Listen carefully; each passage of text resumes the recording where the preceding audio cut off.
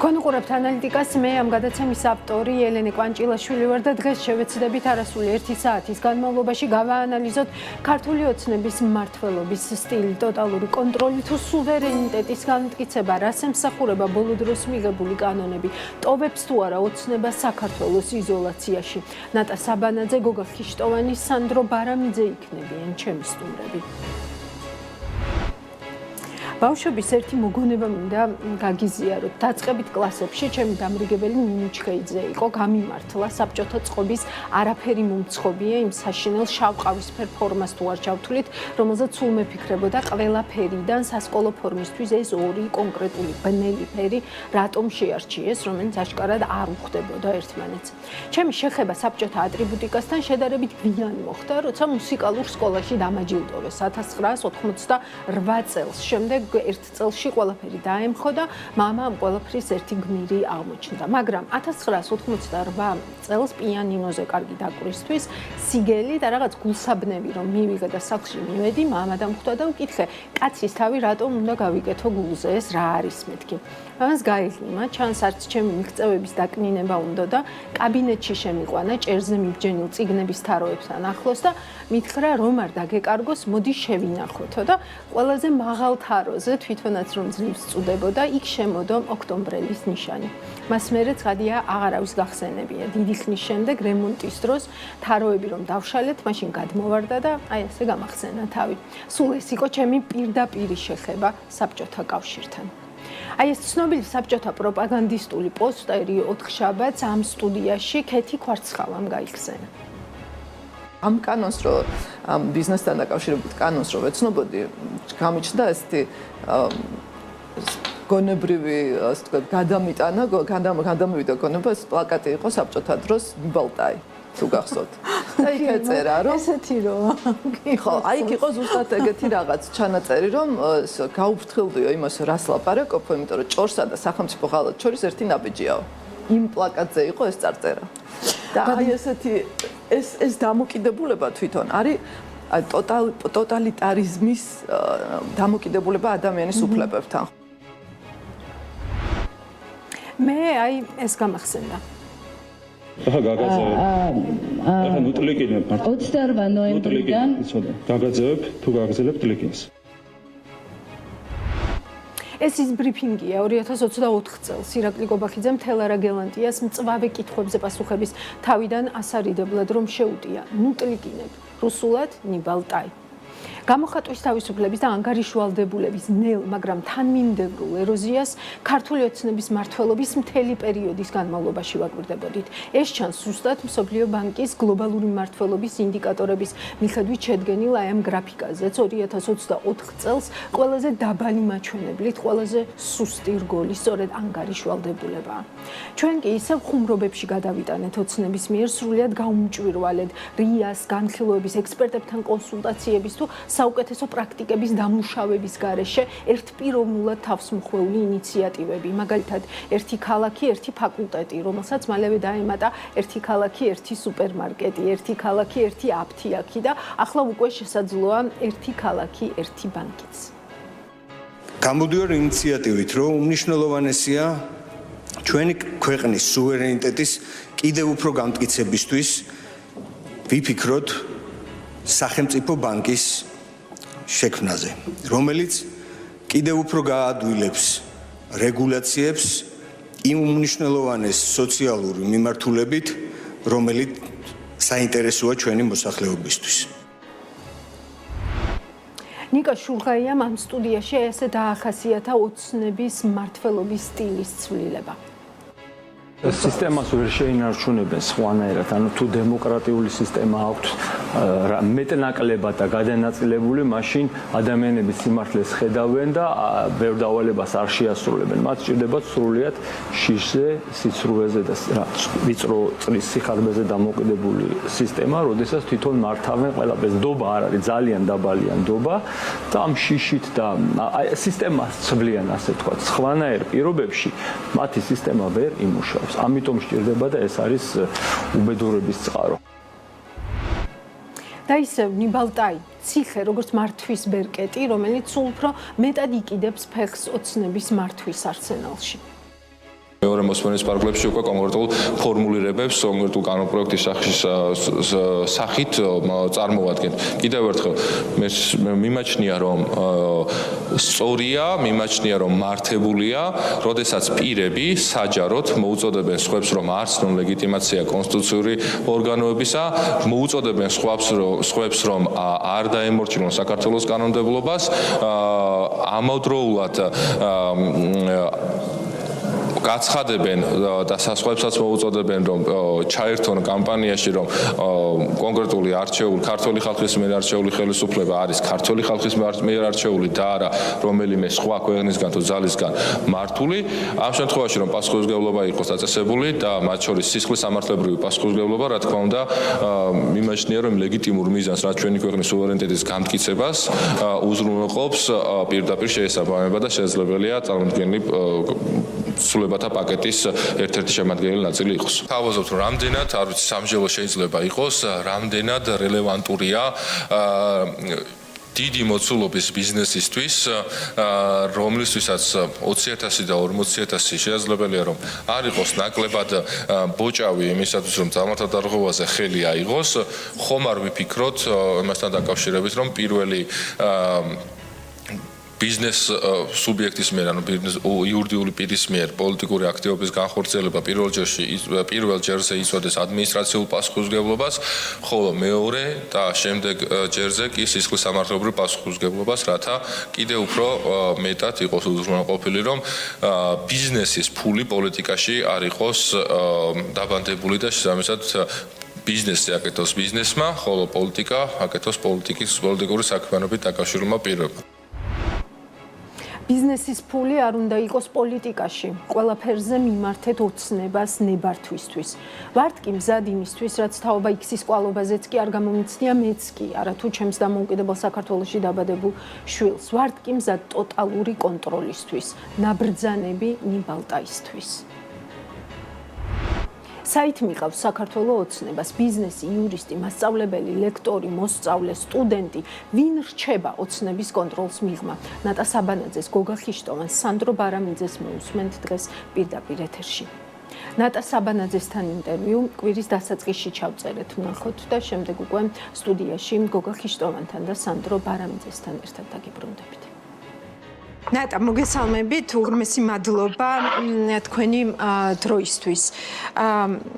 ნატა, ის თემას ვამუშავებდი და თქვენ ძალიან საინტერესო სტატიას წავაწყდი, რომელიც დაბეჭდილი არის 2025 წლის 8 ნოემბერს და თქვენ ასეთი ვარაუდი გაქვთ გამოთქმული, რომ ტრიპის მარშრუტმა შესაძლოა გააღრმავოსო ქართული ოცნების იზოლაცია და ერთი ასეთი ციტატა არის თქვენი სტატიიდან, მოსკოვის პერსპექტივიდან ოცნებამ უნდა შეინარჩუნოს კონტროლი, რადგან საქართველოს რუსეთისთვის რეგიონში ბოლო საყრდენია პლატფორმა, რომელიც შესაძლოა მომავალში რეგიონში დაბრუნების საფუძველი გახდესო.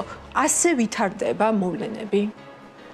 მადლობა მოწვევისთვის პირველ რიგში. როგორც ჩანს, ასე ვითარდება მოვლენები. ეს ტრიპი, ანუ ტრამპის გზა, ეგრეთ წოდებული ძალიან დიდი ცვლილების მომტანია რეგიონისთვის და უკვე ხედავთ, როგორ ხდება, ასე ვთქვათ, ახალი კონფიგურაციის ჩამოყალიბება რეგიონში. პირველ რიგში ამ ინიციატივამ ამერიკის პრეზიდენტის მართლა სერიოზული საფუძველი გააჩინა იმისთვის, ალბათ ყველაზე დიდი შანსი, რომელიც აქამდე ყოფილა იმისთვის, რომ რეგიონში დამყარდეს მშვიდობა და სომხეთსა და აზერბაიჯანს შორის, ასე ვთქვათ, რეალური საერთო ინტერესზე დაფუძნებული მშვიდობიანი ურთიერთობები დაიწყოს. ამას მოყვება ასევე სომხეთსა და თურქეთს შორის ურთიერთობების ნორმალიზაცია, რომელიც მთლიანად შეცვლის ასევე როგორც სტრატეგიულ, ასევე გეოპოლიტიკურ ვითარებას კავკასიაში.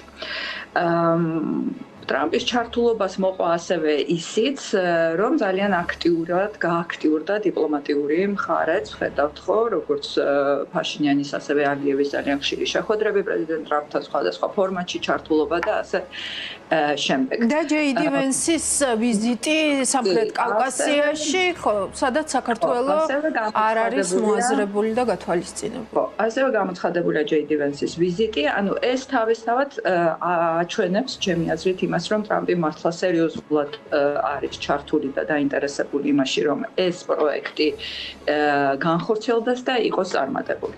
ამიტომ ამან შემოიტანა ასე ვთქვათ, ამერიკის არა მხოლოდ ეკონომიკური, არამედ ასევე დიდი გეოპოლიტიკური გავლენა რეგიონში, მაგრამ ასევე შემოიტანა იმის რეალური შესაძლებლობა, რომ აქ დამყარდეს მშვიდობა. ანუ იხსნება ახალი გზა, ეს ტრამპისთვის საინტერესოა ასევე მოგების კუთხით, ეკონომიკური განვითარების, რას მოუტანს ეს პირველ რიგში ყოველთვის პირველ პლანზე აყენებს, ასე ვთქვათ, ამერიკის ინტერესებს, რას მოუტანს ამერიკულ კომპანიებს. მაგრამ ფაქტია, რომ ინვესტიცია, როგორც პოლიტიკური, ასევე მატერიალური უკვე გაკეთებულია და ვანსის ვიზიტი ამის ძალიან აშკარა და ნათელი, ასე ვთქვათ, განსახიერებაა. ხო, აი ამ ფონზე ირაკლი კობახიძე გვეუბნება, რომ რეალურად ლოგიკურიც კი არის, რომ საქართველოს ამ ვიზიტში გათვალისწინებული არ არის, იმიტომ რომ ეს კონკრეტულად ტრიპის მარშრუტს შეეხება. ანუ რას ნიშნავს ხო ეს განცხადება და ვისთვის არის? ამაში არ ტყვის ბატონი კობახიძე ტრიპის მარშრუტს შეეხება, რა თქმა უნდა, მაგრამ პრობლემა ის არის, რომ რეგიონში მიმდინარე რეალურად ძალიან დიდი ცვლილებებისგან ჩამოშორებულია. საქართველოს არის აბსოლუტურად ყველა პროცესისგან ჩამოშორებელი, იმიტომ ვამბობდი, რომ რუსეთისთვის გახდა დასაყრდენი, იმიტომ რომ საოცარი რამ ხდება ახლა რომ დავაკვირდეთ, სომხეთიც და აზერბაიჯანიც თანხმდებიან, არასოდეს ესეთი რამ არ ყოფილა, თანხმდებიან იმაზე, რომ რუსეთის გავლენა როგორც მათზე, ძალგე სახელმწიფოებზე, ასევე რეგიონზე უნდა შემცირდეს და გაიზარდოს სხვა მოთამაშეების გავლენა. და ასეც ხდება, იმიტომ რომ რუსეთი ახლა ბუნებრივია ძალიან დაკავებულია სხვა თემებით, სამხრეთ კავკასია ძალიან ხშირად ისევე როგორც შუა აზია შეიძლება ითქვას, არის ის რეგიონები, სადაც რუსეთის ძველებური ჰეგემონიური გავლენა შესუსტდა. და ტრიპი არის ამის ერთ-ერთი ყველაზე, ასე ვთქვათ, ცალსახა მაგალითი და მართლა რეალური, ასე ვთქვათ, ხელმოსაჭიდი ინსტრუმენტი, რომელმაც ეს კიდევ შეიძლება წინ წაწიოს.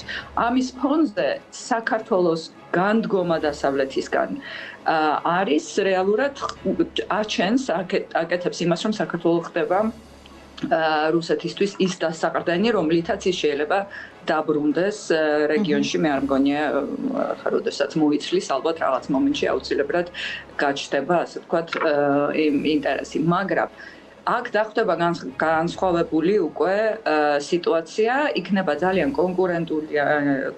კონკურენცია დიდი გავლენაზე, ხა და საუბრობს გავლენის სფეროების აღდგენაზე, როგორც ჩანს მაქითკენაც მიდის, იცვლება გლობალური წესრიგი, ის როგორც ეს იცვლება რეგიონში, ამის ასე ვთქვათ, რეგიონული გამოვლინება, მაგრამ მე ასე ვხედავ, რომ ეს გავლენის სფეროები, ასე ვთქვათ, ძველ გეოგრაფიას არ დაუბრუნდება, ამის არანაირი მინიშნება არ არსებობს, ეს იქნება, ასე ვთქვათ, სერიოზული კონკურენციის ნებისმიერი რეგიონი, გეოგრაფიული რეგიონი, ასევე ნებისმიერი, ასე ვთქვათ, სივრცე, ეს იქნება საერთო სავაჭრო სივრცე, ეს იქნება ტრანზიტი, ეს სხვადასხვა მიმართულებებით ყველგან იქნება ბრძოლა გავლენისთვის, ასე რომ არ არის გასაკვირი არც. ანუ რეალურად საჭირო ხო, ანუ რეალურად საჭირო არის უფრო ფართო სტრატეგიული ხედვა, ვიდრე ფსონის დადება მხოლოდ საქართველოს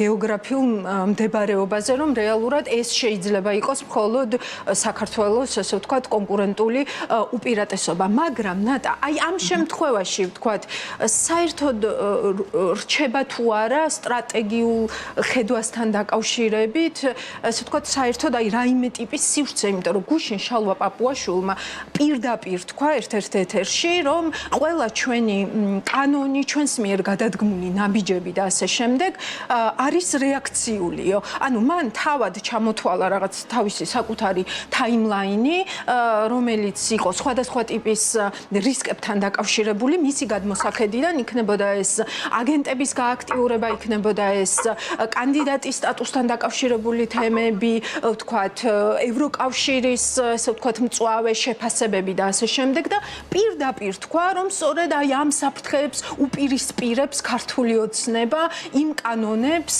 რომლებსაც პერიოდულად ამძიმებს, ახლა მთელი ცვლილებები არის დაგეგმილი, გეცოდინებათ ეს თქვენს. ანუ აი ამ შემთხვევაში საერთოდ რა ტიპის სტრატეგიულ ხედვაზე და სტრატეგიაზე საუბარი არის შესაძლებელი? Ну, ფაქტია, რომ სტრატეგია არ აქვს ქვეყანას და არ აქვს არც მე ვიტყოდი საერთოდ საგარეო პოლიტიკა არ აქვს. დამთავრდა საგარეო პოლიტიკა აღარ კეთდება. ის რაც აქამდე მიმდინარეობდა რაღაც ესე ვთქვათ ინერციით ხდებოდა ამის გაგრძელება, ну ამას კიდევ ხედავთ. ახლა ეს გეოგრაფიის მომენტი, რომელიც თქვენ აღნიშნეთ და ეს რო იყოს საქართველოსთვის ერთ-ერთი მთავარი დასაყრდენი, ეგ იყო, თუმცა საქართველოს გეოგრაფია როგორც რისკების, სერიოზული რისკების შემცველია, ასევე ну რაღაც შესაძლებლობებსაც იძლევა, მაგრამ საქართველოს ასე ვთქვათ ხედვა არა მხოლოდ გეოგრაფიას, არამედ ეყრდნობოდა ასევე რეგიონში კონფლიქტის არსებობას, ანუ სომხურ-აზერბაიჯანული კონფლიქტის არსებობა და მისი ასე ვთქვათ შენარჩუნება აძლევდა საქართველოს იმ უპირატესობას, რომ ის იყო ერთადერთი მოთამაშე რეგიონში ყველასთვის მისაღები, შესაბამისად მისი ტერიტორია ეს იქნებოდა უფრო მიმზიდველი თუ არა, უფრო მოკლე თუ არა იმის და მიუხედავად მაინც ასე ვთქვათ უპირატესობით სარგებლობდა. ეხლა ეს აღარ იქნება. ამიტომ ეს არის ძალიან დიდი ცვლილება. საქართველოს ასევე, როგორც ყველა სხვა, შედის სერიოზული კონკურენციის როგორც გეოპოლიტიკური, ასევე ეკონომიკური კონკურენციის ნაწილი ხდება და ის ამ დროს არის აბსოლუტურად ყველაფრისგან ჩამოშორებული და ნუ არც ხედვა, არც ვიცით საით განვითარდება, როგორ განვითარდება ქვეყანა. ამ დროს ის რაც თქვენ აღნიშნეთ, რომ რეალურად მიდის შიდა ასე ვთქვათ, წინააღმდეგობის მოსპობა. საქართველოს დღეს საგარეო პოლიტიკა და ხედვა არ აქვს იმის გამო, რომ ქართული ოცნების მთელი ერთ-ერთი მიზეზი ალბათ ისიც არის, რომ მთელი მისი ასე ვთქვათ ენერგია მიდის იმაზე, რომ რაღაცნაირად აი ამ შიდა ლეგიტიმაციას მიხედოს შიდა მოგონილ არ არსებულ თუ გაარსებულ მტრებს და რეალურად აქ მთელი რესურსი იხარჯება შიდა კონტროლის გაძლიერებაზე. იმ დონეზე, რომ ახლა ეს ბოლო კანონები, რომელზეც არის საუბარი, რეალურად ქვეყანაში პოლიტიკის კეთების შესაძლებლობას წყვეტს. აღარ იქნება არანაირი არც საზოგადოებრივი სივრცის მიმართულებით, ну ახლა პოლიტიკური პარტიების მხრიდან რა მდგომარეობაც არის, ვიცით, ანუ არის მთლიანად გადაცული აი ამ შიდა კონსოლიდაციაზე. მე ვიტყოდი, რომ გვიანი საბჭოთა პერიოდიც კი საქართველოში არ იყო ესეთი სულ შემხუტვარი, როგორც ახლა. და შესაბამისად, მაგრამ ამავე დროს სანამ მთელი ეს ენერგია მიდის ამ ასე ვთქვათ შიდა მტრების მოსპობაზე, მტრების ბჭყალებში, ძალიან დიდი ცვლილებებია მსოფლიოში და ყველაფერს არის ჩამოშორებული ქვეყანა, არის განზე გამდგარი და შესაბამისად ჩვენ დავკარგეთ აი ის რასაც ეძახიან რაღაცა ქმედების ავტონომია, ანუ ჩვენ არ ქმნით არანაირად სურათს, არ გვაქვს გავლენა იმ მოვლენებზე, რომელიც მიმდინარეობს და ამიტომ უბრალოდ გავხდებით ამ მოვლენების ასე ვთქვათ შედეგების მიმღები, მაგრამ არანაირ გავლენას მათზე არ ვახდენთ და ეს არის მიზანმიმართული, ასე ვთქვათ, არჩევანი ამ მდგომარეობაში ჩააყენა დღეს ქვეყანა ქართულმა ოცნებამ და საბოლოოდ ახლა ეს კანონებიც, როდესაც ალბათ ამოქმედდება ის განვითარება, რომელსაც ჩვენ ვხედავთ, რა მდგომარეობაში აღმოჩნდებით, ცოტა რთული წარმოსადგენია, ანუ კარგი რო არ იქნება გასაგებია, მაგრამ ზუსტად სად ვიქნებით თუნდაც აი ამ გადანაწილებაში, რომელიც მე ვახსენე გავლენის სფეროების და რომელიც არ არის აუცილებელი რომ ძველ გეოგრაფიას დაუბრუნდეს, რომ ის გავლენის სფეროში აღმოჩნდებით, გასაგებია ალბათ ვიცით, მაგრამ მაინც კი, მადლობა ამ პასუხისთვის.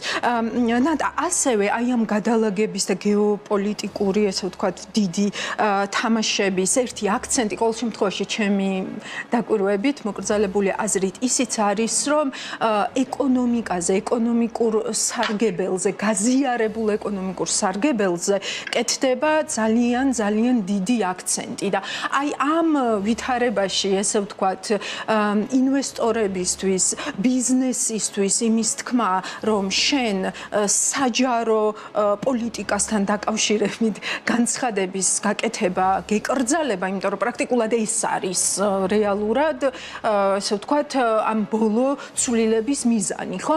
და თან როგორ მძიმდება, ხო, ეს რომ, ესე იგი, ჯერ თქვეს, რომ აი 20,000, 40,000 ჯარიმა, მე ალბათ დაფიქრდნენ, რომ შესაძლოა არსებობდეს ისეთი ბიზნესი, ვინც, ვთქვათ, ამ ჯარიმამ არ გააჩუმოს და ახლა იხილავენ იმას, რომ აი შემდგომ ამას მოყვეს უკვე სისხლის სამართლება, ანუ ციხე. ხო, ძალიან მარტივად რომ ვთქვათ, ორი კითხვა მაქვს. ერთი, რომ ყველგან, ესე ვთქვათ, ამ ციხის შემოტანა რა სიგნალია და მეორე, ანუ როგორ შეიძლება საჯარო პროცესებზე ხმის უფლება არ ქონდეს ბიზნესს, რომელიც არის პრაქტიკულად სახელმწიფო ბიუჯეტი. ანუ ის, რასაც ქართული ოცნება ესე ხარჯავს, ესე ვთქვათ, ხშირ შემთხვევაში სრულიად გაუმჭვირვალედ, მხოლოდ საკუთარი გადაწყვეტილებით და ასე შემდეგ. ანუ ეს ცვლილებები რეალურად რაც აღნიშნე რომ მიგვიყვანს იქამდე რომ ქვეყანაში პოლიტიკა აღარ გაკეთდება, ასევე ეხება საზოგადოებრივ ცხოვრებას. ამიტომ საზოგადოებრივი და პოლიტიკური ცხოვრების მთავარი პრინციპი არის ჩართულობა. ჩართულობა დაინტერესებული ჯგუფების. ჩართულობა ამ ჯგუფების გავლენის იმ გადაწყვეტილებებზე, რომელიც მათ უშუალოდ ეხებათ. ნუ ეს არის დემოკრატიული პოლიტიკური მართლობის პრინციპი. ამის, რა თქმა უნდა, მთლიანად განადგურება ხდება. ეხლა თქვენ აღნიშნეთ, რომ რა თქმა უნდა ეს მათ ეხებათ ბიუჯეტში შემოაქვთ, ასე ვთქვათ, ფული და მე ეს მოსახლეობის რეპრესიისთვის იხარჯება მართალია, მაგრამ ყოველ შემთხვევაში გავლენა იმაზე, თუნდაც ეკონომიკურ პოლიტიკაზე უნდა ქონდეთ, მაგრამ ამის ესე ვთქვათ, რეალურად ხმის უფლების წართმევა. ეს ციხის მომენტიც ძალიან სერიოზულია, რა თქმა უნდა და მე მგონია, რომ ამას აქვს ეს მოიცავს რეალურად გზავნილს, ეს არის დაშინების მეთოდი, იმიტომ რომ ნუ ერთია ჯარიმა, შეიძლება თქვა ვიღაცამ შეგიგროვოს, რაღაცა გადაიხადო ბოლო-ბოლო ეს ჯარიმა, მაგრამ ციხე ახლა 18-6 წელი იმაზეა საუბარი, რომ ცხოვრების დიდი ნაწილი შეიძლება შეეწიროს ნებისმიერ მოქმედებას. ახლა მე არ ვიცი, ვერ რეალურად უცხოელებთან ურთიერთობა იგრძალება. ან თუ გაქვს ურთიერთობა, ეს უნდა იყოს რაღაც ძალიან მინიმალურ სფეროში, რომელიც არაფერი არ საზოგადოებრივ ცხოვრებასთან, არც პოლიტიკასთან არაფერი საერთო არ აქვს. ხო და ეს ნაბიჯები ხა ერთი არ არის რამდენად გამოიღებს იმ შედეგს, რომელიც მათ უნდათ, რომ რეალურად ან ხალხი, ვინც კი საქართველოში დარჩენილი ყველა გაჩუმდეს ან წავიდეს. კომპეტენტური ადამიანი პოლიტიკაში არ გამოჩნდეს, ანუ იმ ფასადურ რაღაც პოლიტიკაშიც კი, რომელიც შეიძლება დარჩეს, იმიტომ რომ ნუ გარეთუაში ბოლოს შეიძლება BBC-ს ყურებაც აგვიგზავნოს, მაგამდეც მივიდეს, იმიტომ რომ ცუდი გავლენა აქვს ხელისუფლების შენარჩუნების პროცესებზე ოცნებისთვის. ყველაფერი შესაძლებელია, ცოტა აბსურდულიც არის, მაგრამ ძალიან მძიმდება, მე მგონი ვითარება და თუნდაც ახლა ის ბიზნესი, რომლისთვისაც აქამდე შეიძლება ეს რაღაც არარსებული შეიძლება დაუწერელი კონტრაქტიც კი არსებობდა, ასე ვთქვათ, სახელმწიფოს ოცნებას და მათ შორის რომ რაღაც დონემდე თავისუფლება არის, არ ჩაერევიან, ანუ ფულის კეთების საშუალება ქვეყანაში ვიღაცებს ექნებათ, მაგრამ შესაბამისად მათი მხრიდან ლოიალობა ყოველ შემთხვევაში არანაირი წინააღმდეგობა იმაზე, რომ ხელისუფლებაში, ანუ ძალაუფლება უნდა იყოს შენარჩუნებული. აი ასეთი გამწვავება მდგომარეობის ჩემი აზრით ამ კონტრაქტს ავნებს. და თავადოცნებისთვის არ უნდა იყოს კარგი, იმიტომ რომ ამ კონტრაქტმა მას, ასე ვთქვათ, არარსებულმა დაუწერელმა კონტრაქტმა საკმაოდ ხელი შეუწყო. და მე ვთვლი, რომ ეს საბოლოო ჯამში მას ავნებს, თუმცა შევხედოთ როგორ. კი ბატონო, ბოლო კითხვა ჩემგან და კიდევ ერთხელ უღრმესი მადლობა თქვენი დროისთვის. თბილისის სახელმწიფო უნივერსიტეტის და ტექნიკური უნივერსიტეტის, ასე ვთქვათ, გაერთიანების გადაწყვეტილება, ხო? ანუ ესეთი გადაწყვეტილება, მისაღების სამშელო და ასე შემდეგ შეიძლება ჩემი გადმოსახედიდან ყოველ შემთხვევაში იყოს, ასე ვთქვათ, ორ შემთხვევაში. ერთ შემთხვევაში, როდესაც პოლიტიკურ ძალას აქვს ძალიან მაღალი ლეგიტიმაცია და რაღაც ნდობის მანდატი მინიჭებული და ვთქვათ, ესეთ რეფორმაზე მიდის და მეორე ეს არის, როდესაც პროცესი იმდენად გამჭვირვალეა და ესე ვთქვათ, უკვე იმდენად მოთელილია ყველაფერი და დალაგებული და ყველასთან შეთანხმებული, რომ ამას შეიძლება რაღაცა ტიპის მხარდაჭერა ჰქონდეს, ხო? თუმცა ნუ იმ ემოციურ ნაწილებს, რომლებიც მოვისმინეთ 104 წლის უნივერსიტეტთან დაკავშირებით და ასე შემდეგ, ვთქვათ, რა ანეიტრალებს, ხო, ცოტა ძნელი წარმოსადგენი არის ჩემთვის. ამ შემთხვევაში რომელიმე ეს ფაქტორი არის ადგილზე და რეალურად შიშზე იდება, აქაც ფსონი, ანუ შიშით მართვაზე და რაღაც კონფორმიზმის მოლოდინი არსებობს ქართული ოცნების მხრიდან უკვე, ესე ვთქვათ, ყველა ფენაში, ყველა ფენისგან საქართველოში. კონფორმიზმის მოლოდინსაც არ ვიტყოდე, არის მოთხოვნა. კონფორმიზმის და ეს როდესაც ამას ითხოვენ საზოგადოებისგან, სხვადასხვა ფენისგან, შესაბამისად ხა ამისი ასე ვთქვათ, როცა მით უმეტეს ლეგიტიმურობის პრობლემა, ანუ ხდება ამის დაშინება. მოთხოვნას ზურგს უმაგრებს ის, რომ თუ არ ულტიმატუმი ხო, თუ ესე არ გაკეთდა, მაშინ ამას ექნება თავისი შედეგი და დაისჭები. რეალურად ყველა თითოეულ მოქალაქეს ამას ეუბნებიან. ახლა ეს მე ტექნიკური დეტალები, როგორ ამართლებენ ამ უნივერსიტეტების, ასე ვთქვათ, შერწყმას, რა ბიზნეს გეგმა, ანუ რა ხედვა რეალურად მე არ ჩამიხედავს და ამიტომ არ შემიძლია თან კომპეტენტურად ამაზე საუბარი, თუნდაც კრიტიკა, მაგრამ ის მაინც ვიცი, რომ იმ განათლების რეფორმის კონტექსტში მიმდინარეობს ეს ყველაფერი, რომელიც ჩემი აზრით ძალიან დამაზიანებელია, მათ პირველ რიგში დამაზიანებელია აკადემიური თავისუფლებისთვის. ანუ აქაც ის არის გასათვალისწინებელი. ერთი ყველა ნაბიჯი, რომელსაც დგავს დღეს ოცნება ყველა სფეროში, ორ მთავარ მიზანს ემსახურება იზოლაციის გაღრმავება, დასავლური, თუნდაც არადასავლური ზოგადად საერთაშორისო გავლენის შეზღუდვა ქვეყანაზე, აი ამ ბოლონის პროცესიდან ჩამოშორებაც ხო ამის ნაწილია და მეორე, ხო, ანუ ამ პროცესებიდან ჩამოშორება და მეორე არის ეს სწორედ ასე ვთქვათ, შიდა ხელისუფლების, შიდა ძალაუფლების გაძლიერება, დასაყრდენის, ასე ვთქვათ, გამაგრება, მაგრამ როდესაც პოლიტიკურ ძალას არ აქვს რეალური ლეგიტიმაცია, ის მერე ცდილობს ამის კომპენსირებას რეპრესიით, ხო?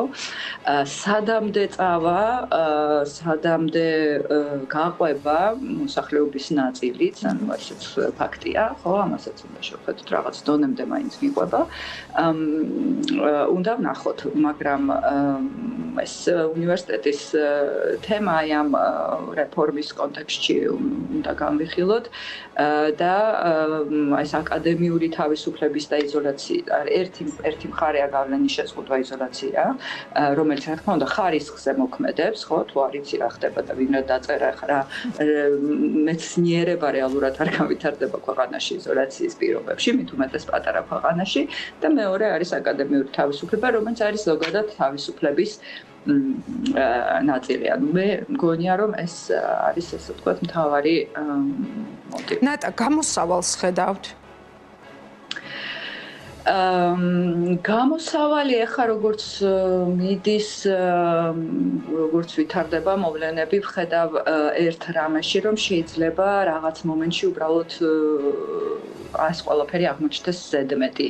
ეს არის ისეთი პროცესი, რომელიც არის ძალიან რთული გასათვლელი. რა მომენტში, ანუ გონია რომ მოყვება, შეგიძლია, კიდევ გააქვს რაღაცა რესურსიც და გააქვს სივრცე იმისთვის, რომ მეტი ასე ვთქვათ მეტი კონტროლი დაამყარო, მაგრამ რაღაც მომენტში შეიძლება ეს გადაწყდეს, მოგივიდეს ზედმეტი, იმიტომ რომ იქიდან გამომდინარეც, რომ რეალურად განსხვავებული აზრის მქონე ადამიანი მათ წრეში დარჩენილი არ არის, ამიტომ შესაბამისად ის მომენტი, რომ საუკეთესო არგუმენტი მოიგებს, ასეთი ვითარება არ არის, ამიტომ არის ამის რისკი, რომელმაც შეიძლება მერე გამოაჩინოს, ასე ვთქვათ, გარღვევის რაღაც შესაძლებლობა.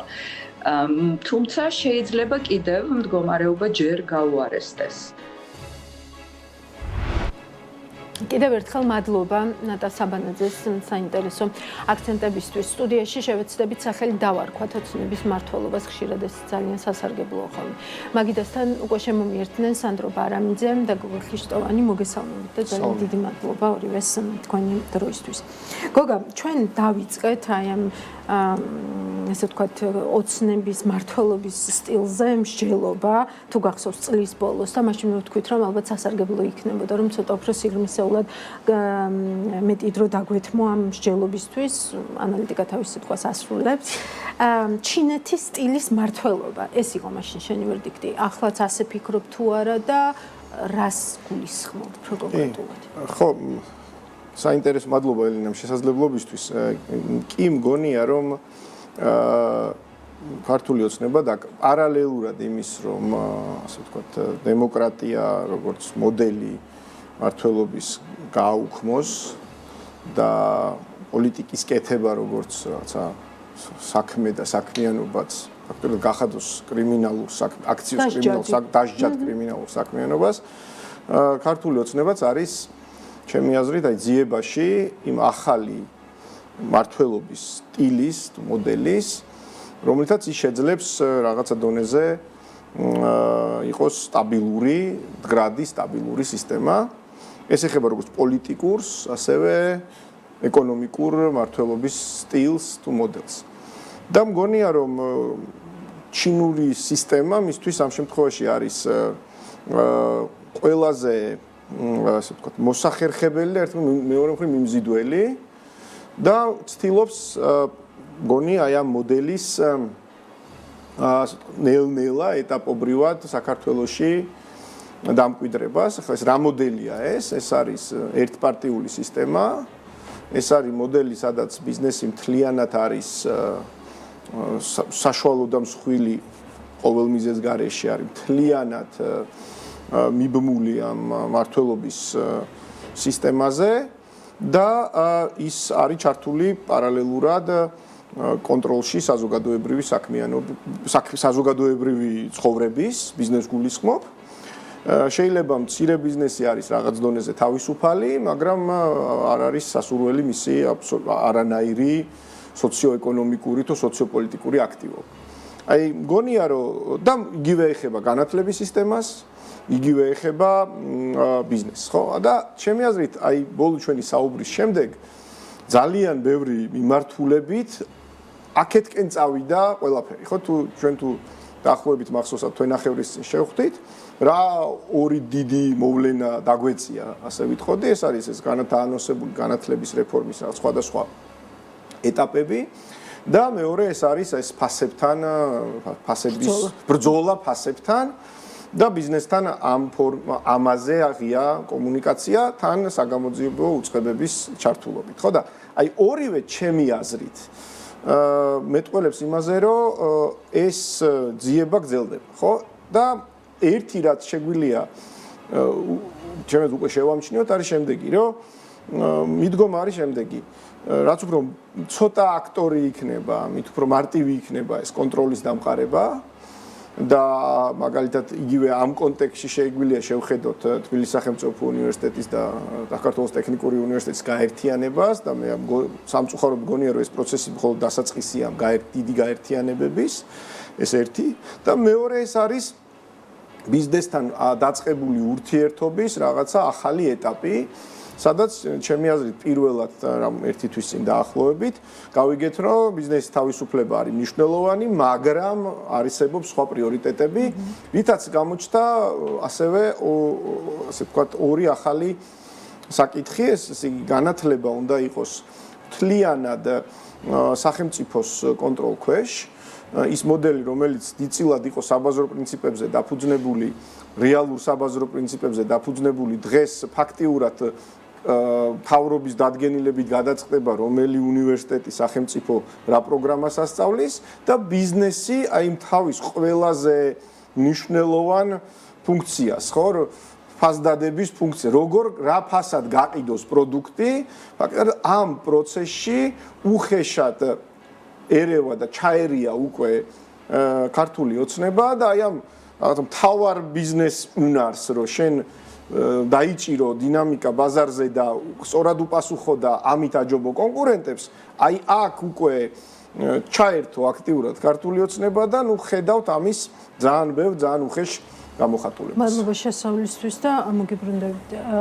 სანდრო, აი სისხლის სამართლებრივი პასუხისმგებლობა, აი ციხე როგორც რაღაცა შიშის თესვის და თითქმის უკვე მართვის ბერკეტი, ხომ? აი ბოლო პერიოდის განხილვებს, რასაც უყურებთ ჩვენ აი ამ საგაზაფხულო სესიაზე, ესე ვთქვათ, ამ კანონპროექტის ავტორი თვითონ გამოდის ინიციატივით საპარლამენტო სესიებზე, რომ კიდევ უფრო მეტად ხომ არ შეიძლება რომ დამძიმდეს ის მუხლები, რაც ისედაც უკვე ძალიან მძიმე არის ბიზნესისთვის, ახლა უკვე იურისტებისთვის, ხო, თუ გავითვალისწინებთ იურიდიული დახმარების შესახებ კანონში შესატანცვლებებს და ასე შემდეგ. აი რა მართვის სტილია ეს და სისხლის სამართლებრივი პასუხისმგებლობის გამოყენება ხშირ შემთხვევაში სულად არაპროპორციულად რა გზავნილია რისკენ გადადგმული ნაბიჯი. ეს არის მცდელობა, რომ დიქტატურიდან, რომელიც უკვე დამყარებულია ამ ქვეყანაში, მართლობის სტილი გადაიზარდოს ახლა უკვე ტოტალიტარულში.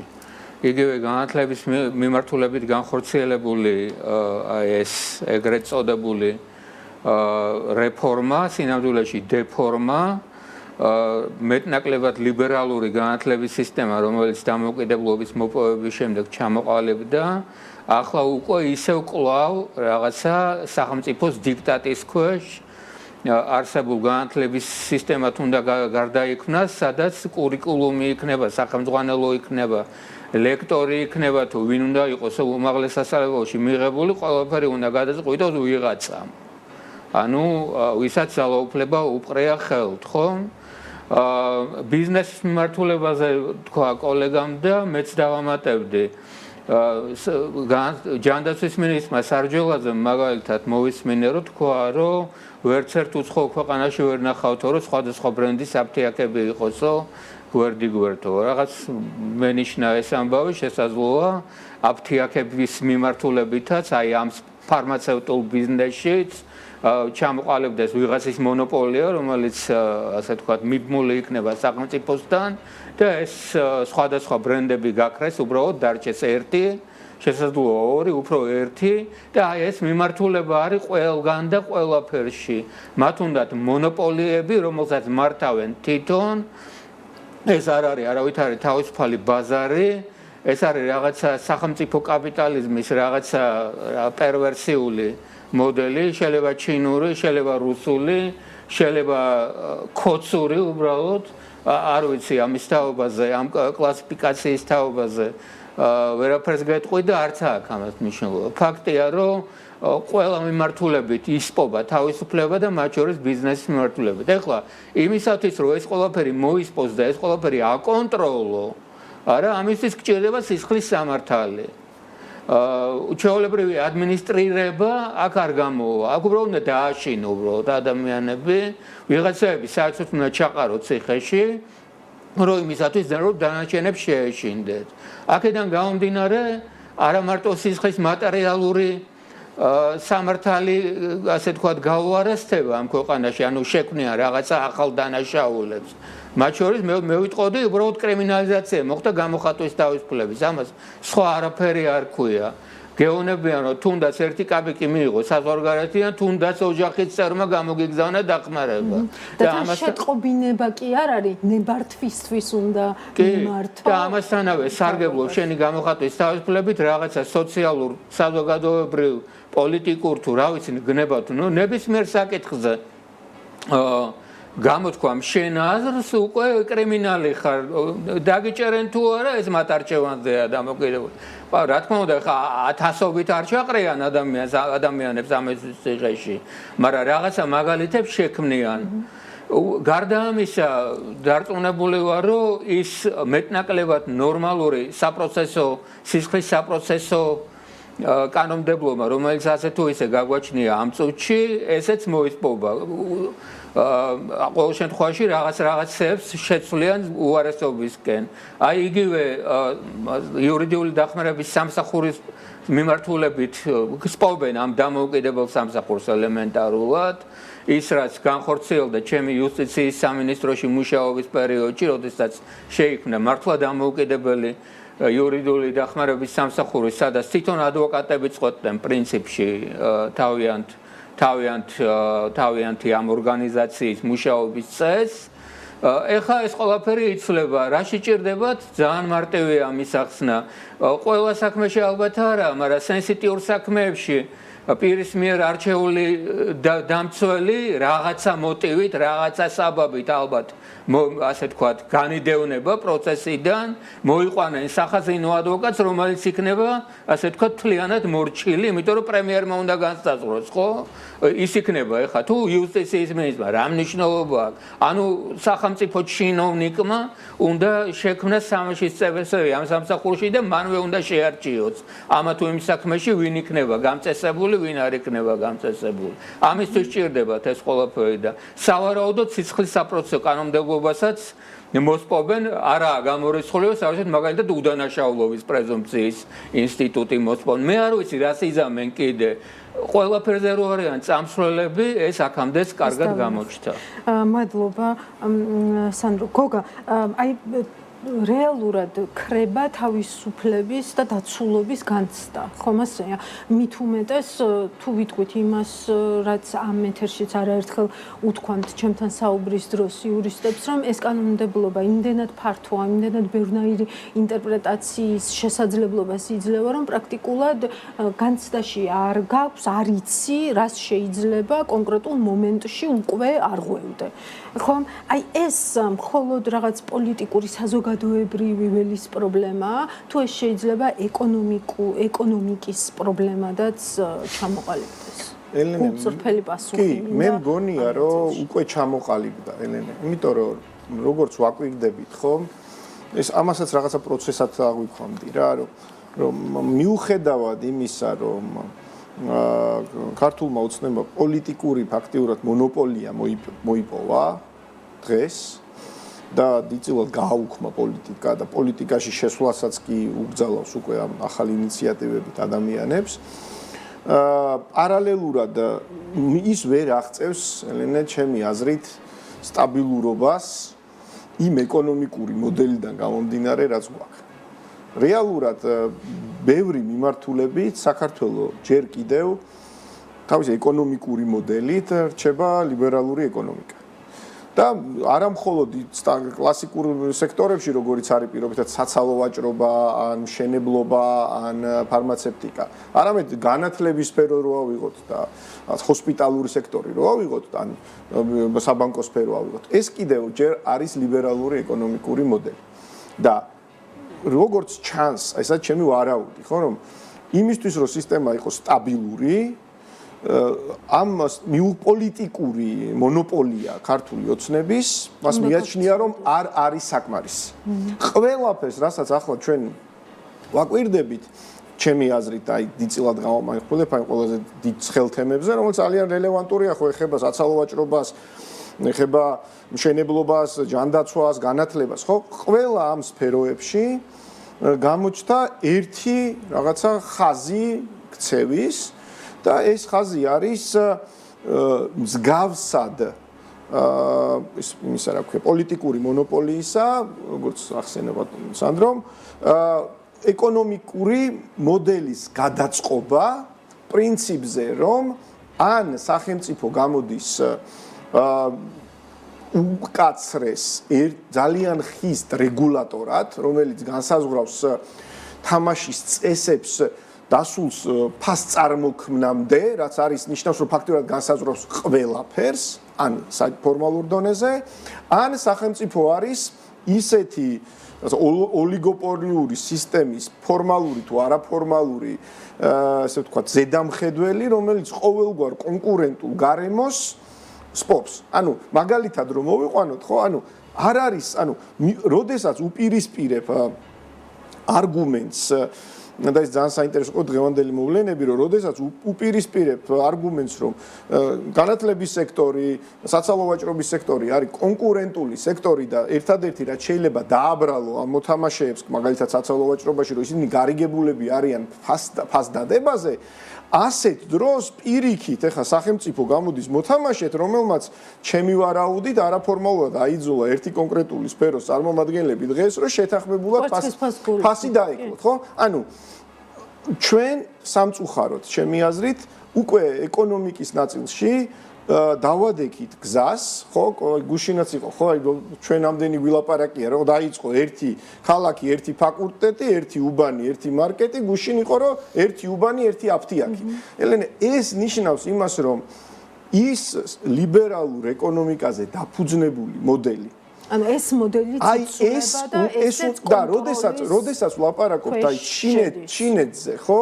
ელენე, აი მე მგონი, რომ ეს არ არის შეიძლება საბოლოო გადაწყვეტა, მაგრამ რეალურად თავსებადობა პოლიტიკური სისტემის და ლიბერალური ეკონომიკის ამ ეტაპზე ქართულ ოცნებას ვერ წარმოუდგენია შესაძლებელი და ხედავს იმას, რომ ეს სისტემა დარჩება მანამდე არასტაბილური, დარწმუნებული ვარ, როდესაც განხილვების შიგნი მიდის, ამბობენ, რომ ეს არის ის 20 წლის წინ შექმნილი სისტემა განათლებაზე მაგალითად, რომელიც არ ექვემდებარება რეფორმირებას და მთლიანად უნდა გადაიტვირთოს, გადაფორმატდეს და ჩვენ ამას ვხედავთ ლაივ რეჟიმში. ამიტომაც ხო, თუმცა ამის პარალელურად გეუბნება, რომ აი შეხედა ევროობლიგაციის სპრედს, რისკები, ინვესტორთა რისკები ამ სპრედის მიხედვით და ამ რეფინანსირების მიხედვით შემცირებულია. ნუ თვითონ ამბობს, რომ 25%-ით არის შემცირებული. ანუ ამბობს, რომ თქვათ ეკონომიკური იზოლაცია, ან ფინანსური იზოლაცია ქვეყანას ეს გამოწვევა, თქვათ, არ უდგას. ელენე, მე მგონი აქ არის როგორ არის, იცი? შიდა ეკონომიკაში. მე მგონი აქ შიდა დონეზე, ანუ რატო საქართველოს მათ შორის აი ამ ლიბერალური მოდელიდან გამომდინარე მივაღწიეთ იმას, რომ მაგალითად დებთ, ანუ სესხის შიდა პროდუქტიდან შეფარდება არ გვაქვს 40%-ზე მეტი, მაგალითად, ხო?